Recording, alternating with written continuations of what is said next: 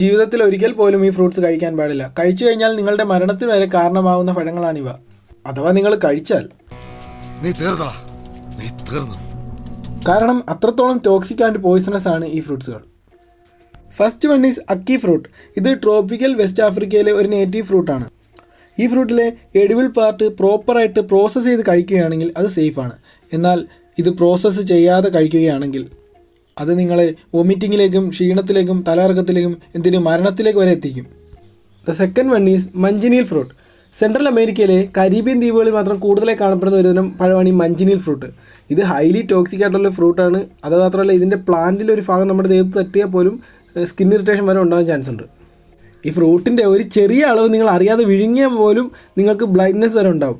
ഇനി കഴിക്കുന്നതിൻ്റെ അളവ് കൂടുകയാണെങ്കിൽ മരണം വരെ ഉണ്ടാക്കുന്ന ഫ്രൂട്ടാണ് ഈ മഞ്ചിനീൽ ഫ്രൂട്ട്.